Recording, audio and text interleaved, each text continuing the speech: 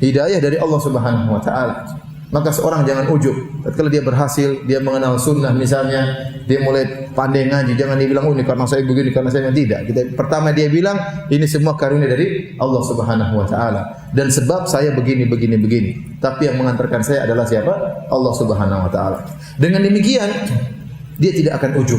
Karena dia tahu segala keberhasilan dia murni dari siapa? Allah. Ya, murni dari Allah Subhanahu wa taala. Karena kita yakin kecerdasan tidak berbanding lurus dengan hidayah.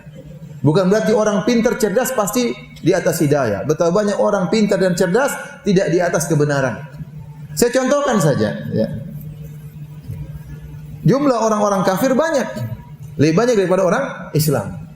Penyembah Nabi Isa yang beribadah kepada Nabi Isa jumlahnya miliaran lebih banyak daripada kita umat Islam. Ya, tetapi logika mereka tidak jalan. Bagaimana Nabi kok disembah? Bagaimana seorang Nabi manusia kok dianggap sebagai Tuhan? Padahal dia seorang manusia biasa. Dia seorang Nabi, tapi dia bukan Tuhan. Kalau Tuhan, kenapa Tuhan ketakutan? Kenapa Tuhan lapar? Kenapa Tuhan haus? Kenapa Tuhan tidur? Tidak pantas Nabi Isa diangkat sebagai Tuhan. Ya, tetapi dia yang meyakini Nabi Isa sebagai Tuhan banyak atau tidak? Banyak, miliaran.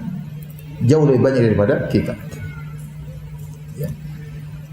Yang meyakini sapi titisan dewa banyak atau tidak?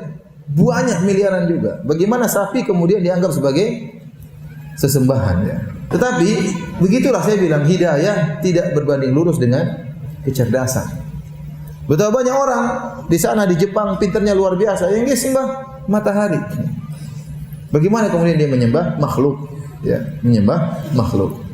Maka keberhasilan kita dalam bidang apapun, dalam keduniaan ataupun dalam keagamaan, maka kita harus katakan ini semua min fadli Rabbi. Ini semua dari karunia Allah Subhanahu wa taala.